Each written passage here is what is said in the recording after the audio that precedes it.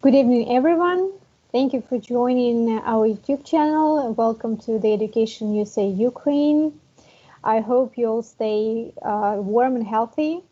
And today we will speak about the public service and global affair fields. And if you are planning your future career in that field, and if you're interested to learn and find out more about current trends and popular areas in diplomacy, this is the right time and place for you. And I'm pleased to introduce our guest speaker, Christie Innes, the assistant to the director at the School of Public and Global Affairs in Fairleigh Dickinson University, and she will share information about the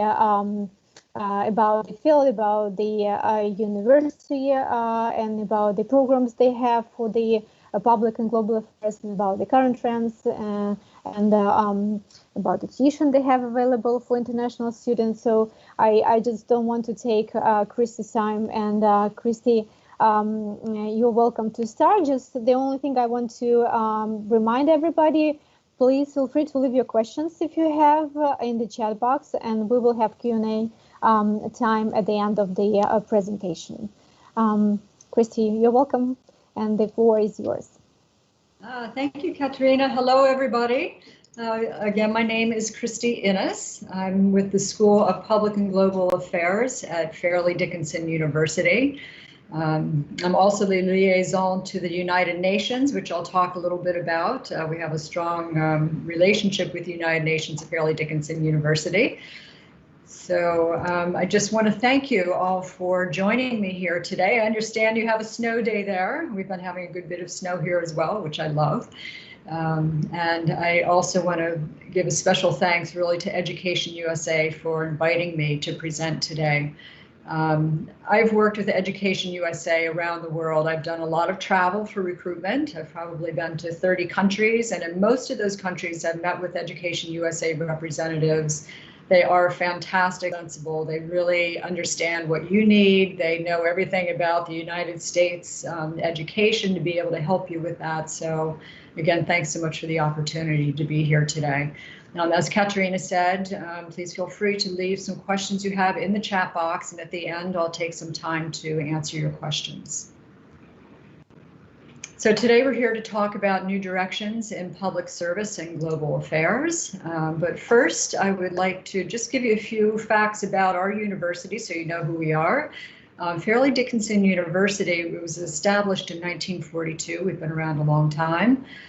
We're the largest private university in New Jersey with over 12,000 students on 4 campuses. So we're the first university to have an international campus outside of the United States, and that's located in Roxton, England. We have a castle there. Students can go take courses there. We also offer an MPA program there.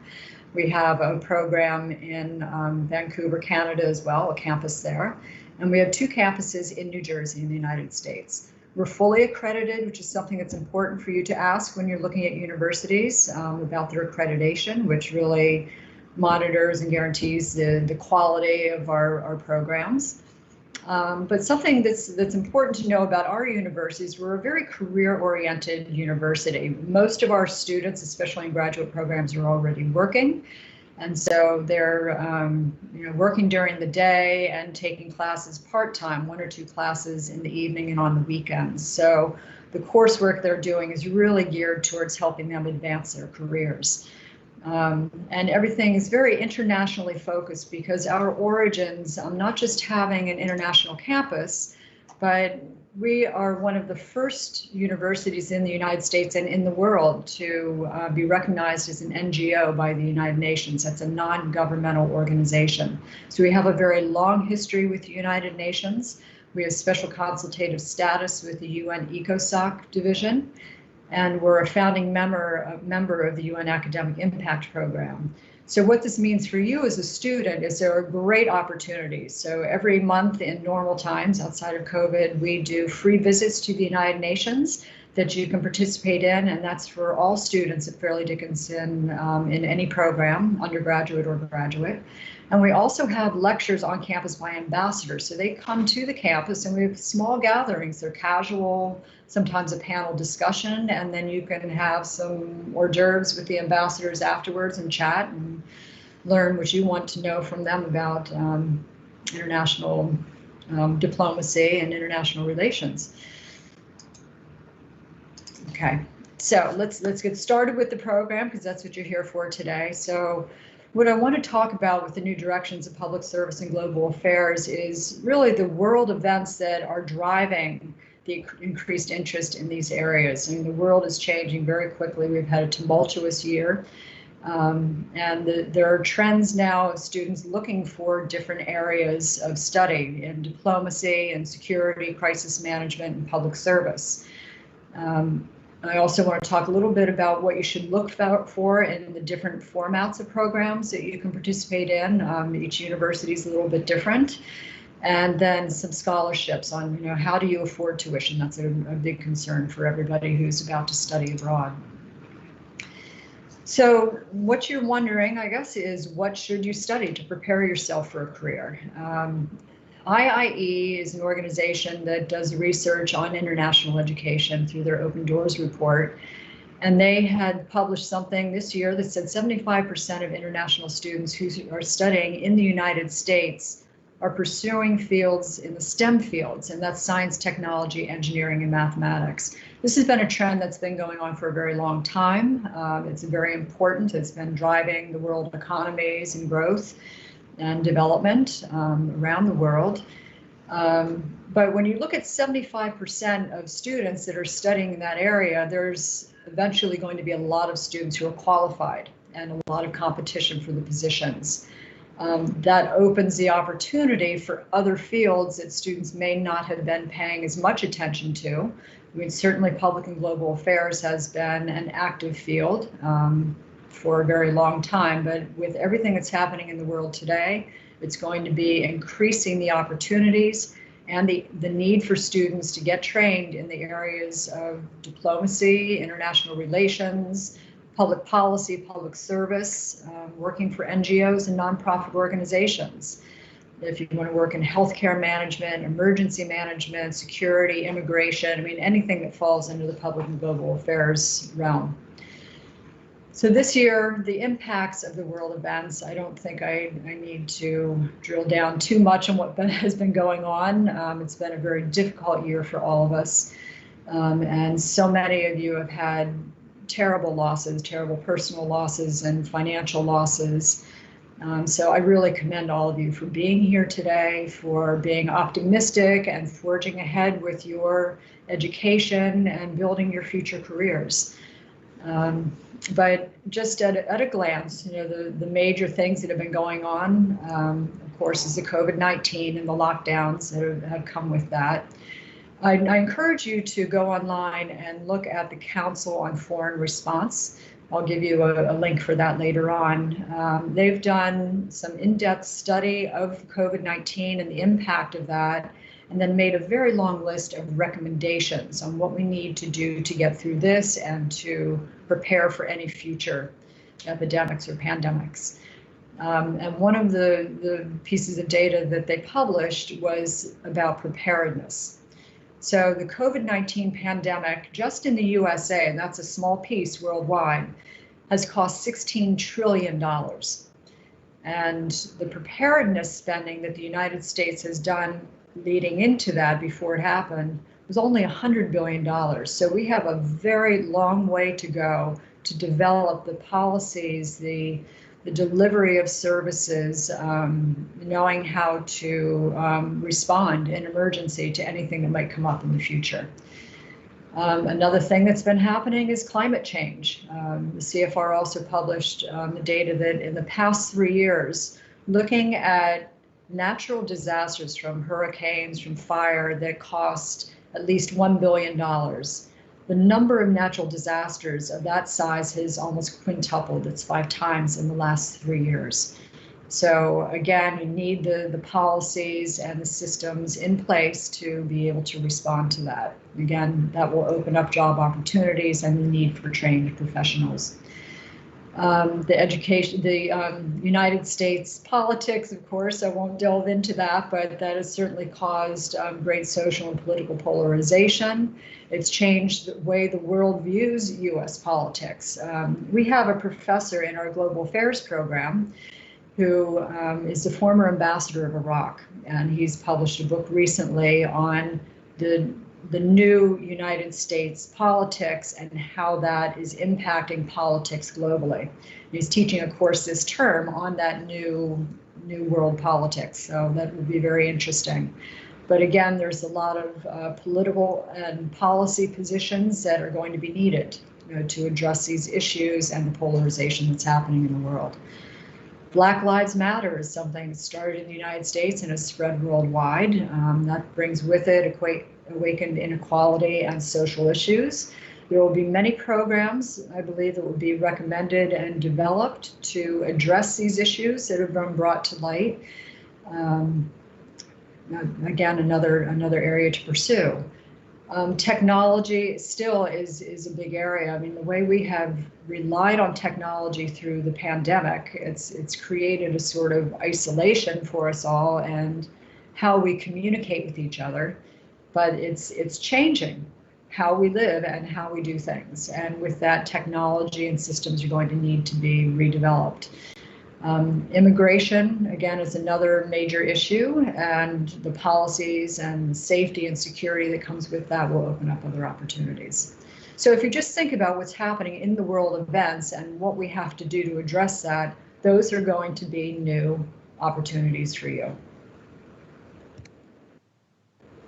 So really, if you bring this down, and summarize it, it's really about policies and structural programs and procedures that need to be developed, okay, with everything that's happening in the world. And we need people who can lead this change, who can develop the programs, who can work with other people who are diplomatic and who are leaders. So again, I mentioned the Council on Foreign Response, and there's a link at the bottom to a report that they did. They also fund the Council on Foreign Affairs that has a task force that was assigned to addressing the pandemic, researching and proposing solutions to that. But again, they're saying that we need programs, we need new infrastructure, we need new capacity to respond to the trends and to the things that are going on in the world. I won't read through all of this, but if you do go online and read about the recommendations on the policies and systems that they make, these do translate into career opportunities for you. Just running through this quickly, some of the things like government and international agreements for global health security, for making sure that people, politicians, organizations, and nations are complying with the norms and international agreements that are out there. They're calling for task forces and new appointed positions within government, within the UN, within the international community, to be designated for security responses to future pandemics. They're calling for coalitions that join civic society with the private sector to address the distribution of medical supplies. They're calling for policies that determine the authority that people have, the funding, the capacities of the World Health Organizations and other international organizations. They're calling for national security strategies, for risk communications to the public. How do we get this information out to the public in the best way possible? They're calling for investing in state and local health systems, for new reporting systems, and overall for multilateral joint development of different organizations throughout the world to distribute vaccines and diagnostics. So it's endless. The list goes on and on. So again, I encourage you to go online and read about that, but it may give you ideas of what you're interested in and what the opportunities might be. So summarizing those opportunities, here are some of the areas that we recommend that you prepare yourself with your education to go into these areas in diplomacy and international relations, public service and government, the police force. We have a lot of students who are in the police force who get our Master in Public Administration and want to move up into management. Homeland security, cyber security, immigration, crisis and emergency management, management of nonprofit and NGOs. NGOs are non-government organizations. And healthcare management and delivery, that can be working in hospitals, or it can be working for an NGO that delivers healthcare services to developing countries around the world. So many, many universities around the United States, we have, what, 4,000 universities, I think, they all offer some version of this type of program. Many do. And you just have to really look at what's going to fit what you want. One of the things to look for is the format of the classroom. Now, many of us are accustomed to a traditional lecture-based format where you have a professor teaching to you as a class, standing up in front of the room or online and giving a lecture to you. What we're focusing on more and more at Fairleigh Dickinson, and I'm sure many other universities, is project-based learning. And what that means is in the classroom, you're working in a team of your classmates and with a professor who's a professional in that field. And often we bring in a professional from outside, maybe somebody who works in the local government, to work with you on a particular project that's needed. So for example, in New Jersey, there's a law that says that all townships have to provide a certain amount of affordable low-income housing. And it wasn't being monitored very well, and they thought that maybe some of the townships really weren't complying with the law. So they came to our classroom, and our team of students worked together to do research on all the townships and the housing that was being done. And then they issued a report as well as recommendations on what to do to improve that situation. That report is then used by the government to recommend new policies. So it's something that's really a real life project that you can put on your resume that really helps build your experience in an area that you want to go into for a career. Global connections. Think about who the faculty are in a classroom and who the students are. Are there certain distinguished faculty that you really want to learn from their experience? Are they connected with people or organizations that you want to get connected with? Who are the students? Are they professionals in the field that you want to work in? You can work with them and share their experience and their contacts. So it's all about who are you going to learn from and who can you be connected to work into your future career. Technology, again, is another big thing to consider. I mean, we're all now doing online classes, which I consider asynchronous, meaning you can just go onto your computer and do that in your own time frame. Everybody's doing Zoom or some other format of Zoom where you're tying in live, but through the computer. And then there's the in-person classes. I think the one thing to really look at now, when we get past COVID, there's really no reason why you shouldn't be able to tie into any class by Zoom. So maybe you don't want to go to the United States, or there's a program that you would want to do and be able to tie in from your not your hotel room, but from your dorm room or where you're living. We are really asking of our professors now, as we start moving back into the classroom after COVID, to be prepared to welcome any student by Zoom. So they'll be sitting in the classroom with their computer, but they'll also welcome students to tie in by Zoom at the same time. So that is something to ask of universities as you're looking at your options. So the program structures that we have at Fairleigh Dickinson, because of our professional base of students, and again, these are things you need to look at other universities. When are classes offered? So because they're working during the day, our classes are mostly weeknights and Saturdays. We offer lecture-based, project-based, and online formats for all of our programs. But something you need to know as international students when you evaluate online programs and where classes are being held. International students, if you come to the United States on an F1 visa, must be studying full-time on campus. At Fairleigh Dickinson, that means on the TNET campus or the Florham campus. They're both considered on campus. You have to be taking 3 courses per term. That's 3 courses is considered full-time in graduate study. And you need to do that in both the fall and the spring terms. The summer term is optional, according to the Department of State, so you can study or not study. You can do full-time, part-time, online, whatever you want for the summer. But then you need to keep in mind your visa and that you complete your program visa or apply to extend your visa if you take time off in the summer. You may participate as an international student in our internship. So we have an internship requirement with our Master in Public Administration, and that goes against your CPT time, your work time that's allowed for you as a student. And then you are allowed as an international student to take one online course per term, but the other two need to be in-class classes if you're in the United States. The other option for you is just to stay at home and do an entire program online from home or by Zoom. So there are a lot of options, but you need to be very certain that you're complying with your visa requirements as an international student.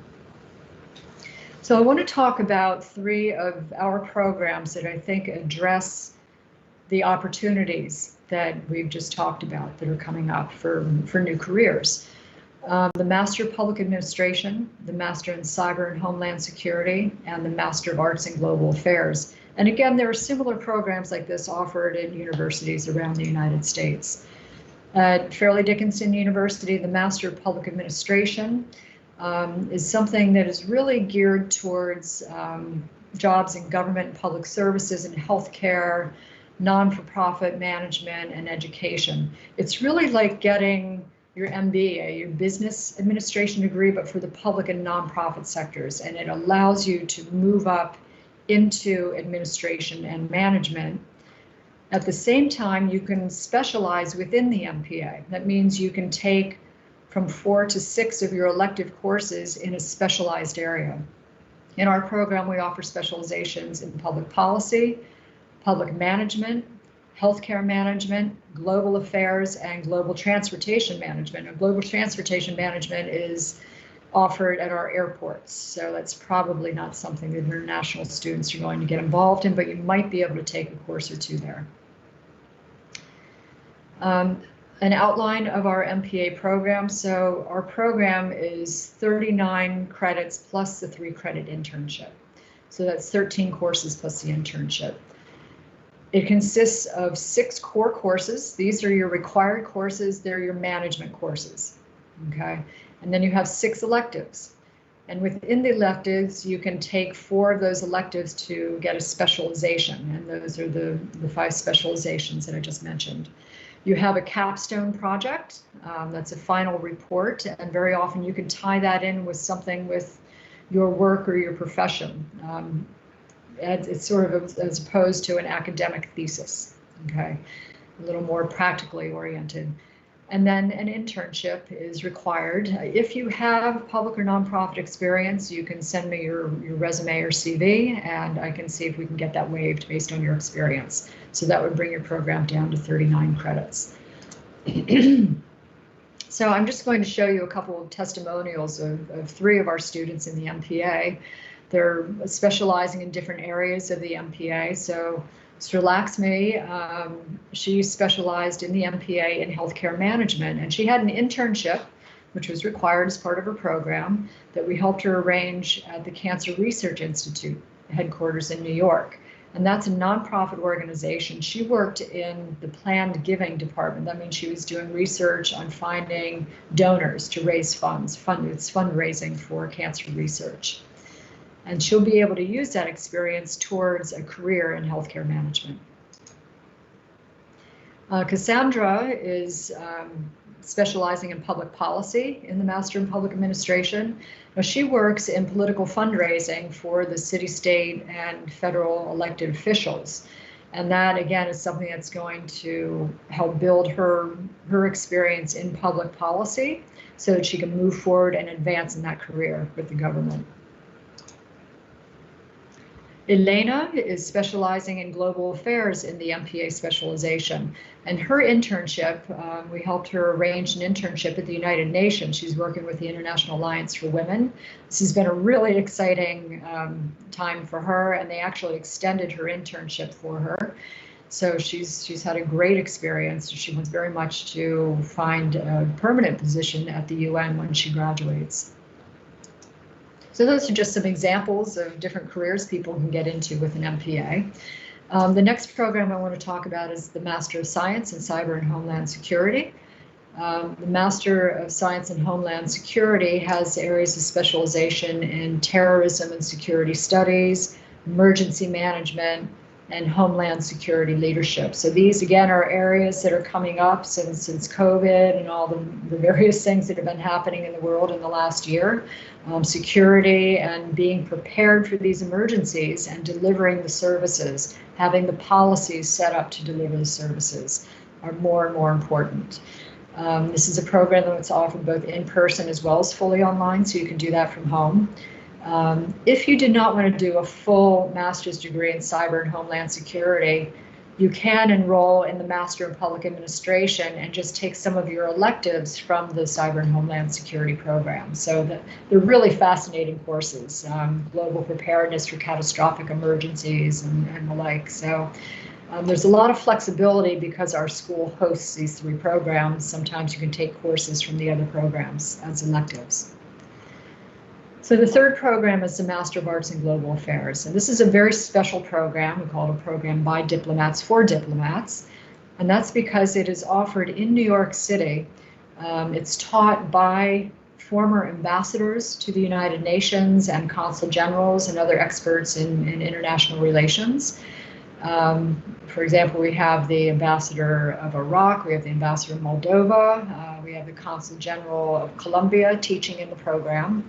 And most of the students, but not all, are students who they're actually diplomats who are working in either the UN or the missions and consulates in New York. We do have other students who apply as well who are very serious about international relations. The classes are actually offered when we're in the classroom. They're offered in the missions and consulates as well. Right now, when we go back in the classroom, it would be in the mission of Monaco, which is right next door to the United Nations. The specializations within that are in political and global economy and international problems and conflict resolutions. Again, this is offered in class, but you can also tie in by live Zoom or online and complete it from home. Unfortunately for international students, because this program is in New York City, you cannot come to the United States on an F1 visa and enroll in the program. Your options, however, are either to do the program completely online, remotely from home, so to stay home and do it from there and tie in live to it, or as an alternative, you could enroll in the Master in Public Administration and do the specialization in global affairs. And then you'll get to take 6 of the courses in global affairs. So those are just 3 of the programs. Again, you should look at other universities and see what's going to fit you the best. But that'll give you an idea of some of the things you can apply to at Fairleigh Dickinson. I wanted to talk a little bit about how to finance your education, because as you know, the United States education is well known for being very expensive, but with 4,000 universities, we have a lot of different options. And we have a lot of options for getting assistance. If you choose a university that happens to be expensive, here's some of the ways you can pay for it. So one of the things to look at universities is what I'm calling adjusted tuition. So when you look at a university, they have a published tuition rate. But in the end, not all students end up paying that rate because they get some kind of funding either from the university or from the school within the university. So in the end, they really don't end up paying that published tuition rate. The problem we found with that is that not all students are getting that benefit. So some are paying full tuition rate, some are getting the assistance. And so what we have done in the last year is we've adjusted our tuition, and we actually cut it to 50% of the former on-campus tuition rate. And that's because when we looked at the tuition and what students were actually paying with the assistance, this was a way to make it fair for everybody. So everybody is paying that reduced rate. There is still some assistance provided through the university, but now our tuition is $600 per credit for graduate study. And then some of the scholarships you can apply for at FDU, there's a scholarship for all international graduate students. It's based on merit. That means on how well you do in your courses and your GPA and your GRE or GMAT. And there is, I think, $8,000 available per year. It gets renewed annually, but each student, how much they get is different based on their merit. Okay. There's an FDU scholarship called the Provost Scholarship that you can apply to through financial aid. That is a competitive scholarship. And then there are graduate assistantships. So you could apply to be an assistant in a graduate department. We have a number of graduate assistants, but you can also get one in a department that's not where you're studying. And it allows you to work up to 20 hours per week on campus in that department. It goes against your CPT with your visa. In addition to these sources of funding, there's also very often scholarships that are held within the individual programs or in the individual departments in a university. So you have your universities, and then you have your school scholarships within the School of Public and Global Affairs, for example. In the School of Public and Global Affairs, we have donors who they're either alumni or professionals in the field who really believe in our program and want to be able to help students participate in the program, and they've donated money to our school to help those students. So MPA and Global Affairs students can apply to these scholarships. They're listed on our website. You have to apply by July 1st every year for those scholarships. And it's usually partial funding. Maybe they'll pay for one course per term or just a course. It's not a full scholarship usually, but it's something that will help you pay for your education. Something else that you can look into, if you're working at home, your organization may pay for you to get your master's degree, either by doing it online and staying at home while you continue to work, or sometimes it's with a promise to come home and work for them. So they really want to train you for a particular position in their organization. So talk to your employers and find out what kind of funding they have. Talk to your government. The Ministry of Higher Education does kind of the same thing. If they're trying to build an employee base of people who are working in public affairs, they may pay for that type of education. And usually on the agreement that you then come home and either teach in the universities or work for the government. And then absolutely talk to Education USA. They're your greatest resource on US government scholarships. We have many scholarships through the US Department of State, such as Fulbright. I believe Education USA has a publication that lists a lot of Ukrainian scholarships, US government scholarships that are available to Ukrainian students. So definitely talk to Education USA. Okay, so I'm just going to give a little plug for Fairleigh Dickinson University. When you're looking at the affordability of schools, we have been ranked number 20 as a best value school in the North. So we really believe that you're getting a good, strong education at a good value at Fairleigh Dickinson University. So I'm going to break here and see if we have any questions. I do have information on how to apply, and I can go through that a little bit later. Thank you, Christie. We actually did have one question regarding the funding for international students, but I think you've covered, because the question was if you have full funding for international students or not. So, okay. Well, the questions I have, I think it's more related to the admission process. So probably you can go with the admission, and then we can just we'll give more time to our audience to think about the questions. And All right, well, let me forge ahead then, and I hope I cover the things you need to know. So you want to know how to apply, we hope. So our application schedule, we're on a rolling admissions. That means you can apply throughout the year. For international students coming to the United States on an F1 application, you can only apply for fall, and then there seems to be some flexibility once you've applied for fall to be able to start your classes early in summer. Our summer term starts on May 24th. But if you study from home and just do a program online or by Zoom, We have rolling admissions throughout the year, so you can enter in the fall, in the spring, which the spring terms started January 24th, and then summer starts May 24th.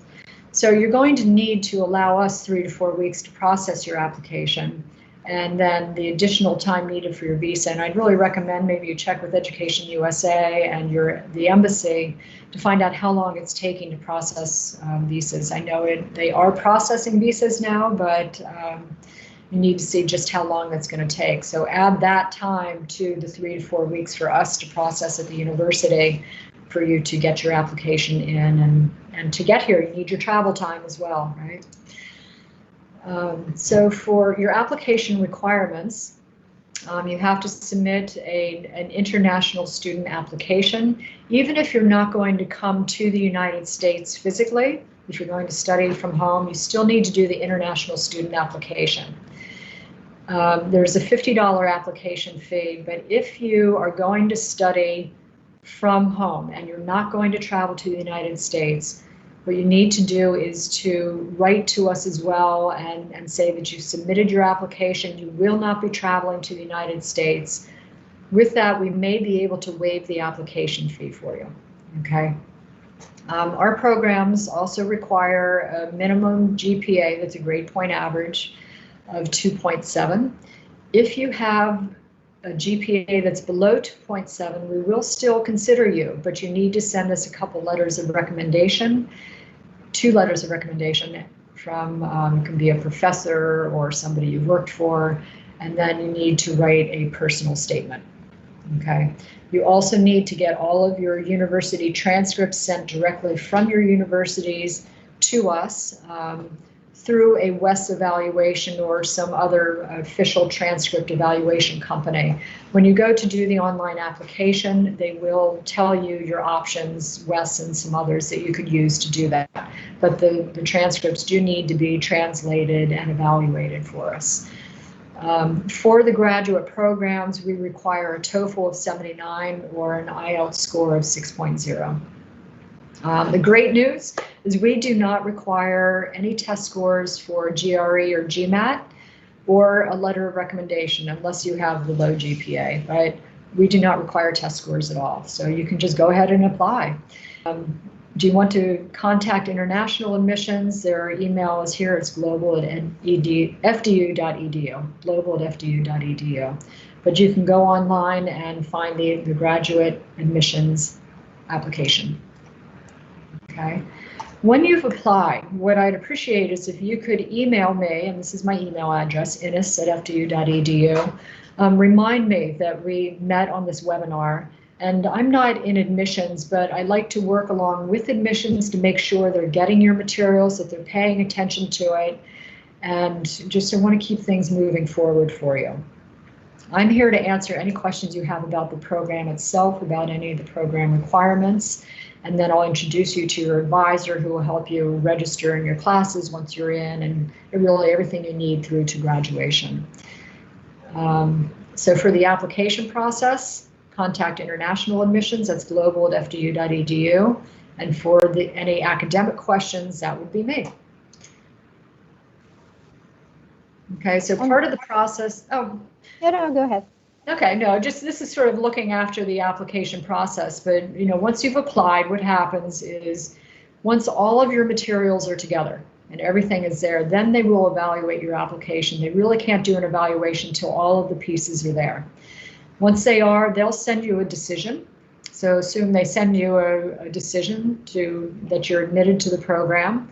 What you need to do then is to send an enrollment confirmation. We call it an intent to enroll form that basically says, yes, I'm coming in fall or summer or whenever it is you're coming, all right? That will activate you as a student. Then the next step is admissions will send your I-20 for your visa application. You pay your visa fee, you make your appointment with the embassy for your visa, and you just keep informing us all through this process, right? And once you have your visa, you buy your airline ticket and here you come, okay? Once you're here, then you can activate your FDU email and get registered in your classes. So I think that about covers it, right? Yes, I think I covered all of these things. And this is my contact information again. Thank you, Christie. Okay, so I do have a couple of follow-up questions to about the admission. First of all, does any of your programs require any work experience from the students when they apply for the? No, so they don't require work experience. Our program it's geared towards the working professional, so they can participate in it. But we have many students who come straight from undergraduate into graduate school. Mm-hmm. What we do require in the MPA is that they have an internship. They need to show some level of public or nonprofit experience. We want them to have something on their resume when they graduate, because if they're transitioning into a new career, you need to have that. So either they can show us that they've already done some public and nonprofit experience, and that would be 120 hours, okay, working for a public and nonprofit organization. They just send me their resume, I evaluate that, and then I can issue a waiver. That means that they don't have to take that 3-credit course, all right? So what we want to know is that they can show on their resume when they go to apply for jobs that they have experience. And if they don't have it before they came to us, then we'll help them get an internship to put that on the resume. Okay. Wonderful. Thank you so much for the answer. And what's actually the admission officers, the admission commission is looking for? They want to see what they want to see. The application package probably, because I know that we all teach our students that the American University have this holistic approach, because they look not only at the grades but also at the profile of the student who applies for the program. So what the admission commission is looking for, what kind of achievements or what kind of skills, values that the student should have to be successfully admitted to the program or be successful in the program. Sure. So, I mean, one of the things about this program is it's also a great program to transition students into a new career.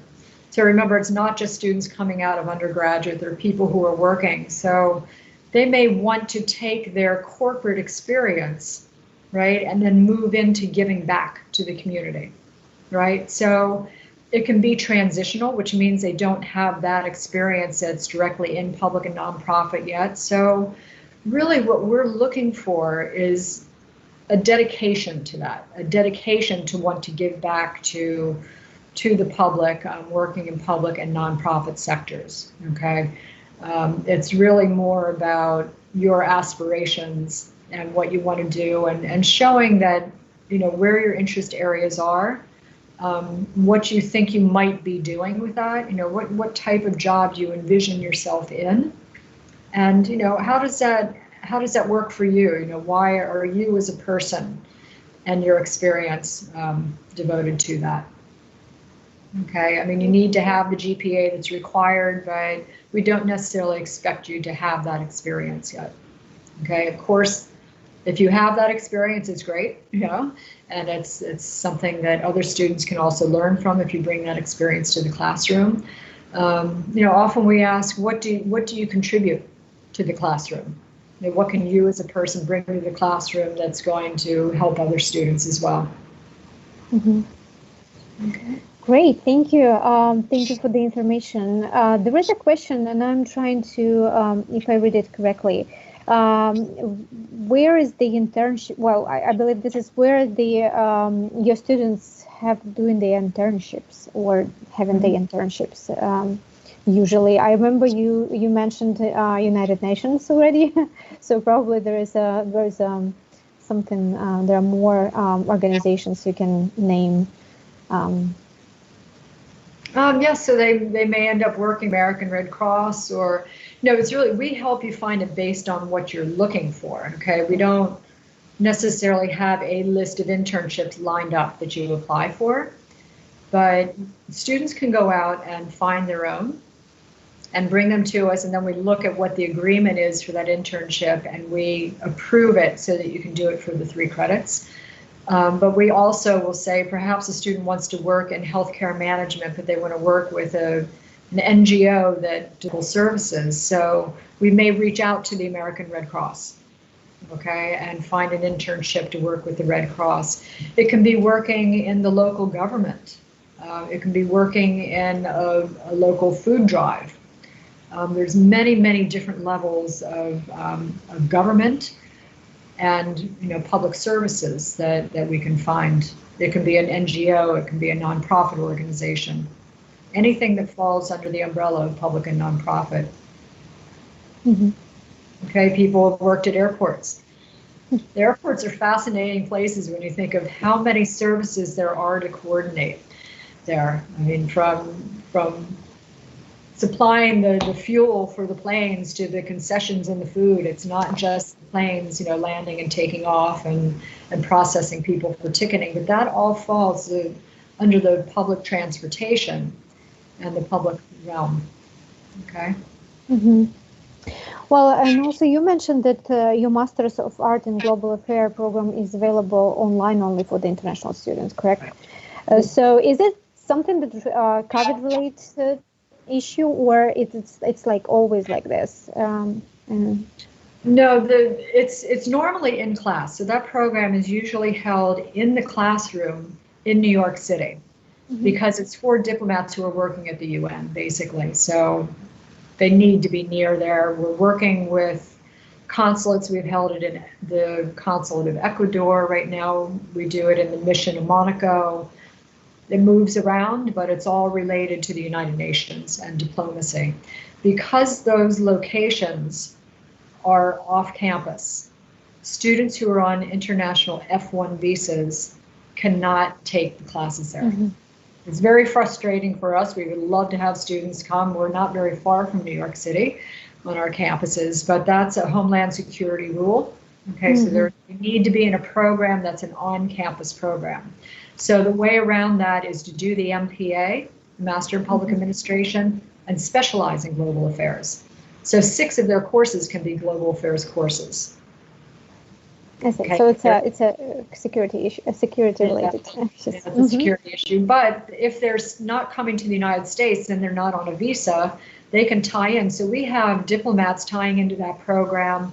We have a student who gets up in the middle of the night in Afghanistan and ties in by Zoom to the classes. We have another student who's in the Embassy of Timor-Leste in Washington, D.C. So you can tie in from anywhere in the world. Now, COVID, that's become easier to do and more common. But as we go back in the classroom, we hope in the summer, they'll be able to continue by Zoom.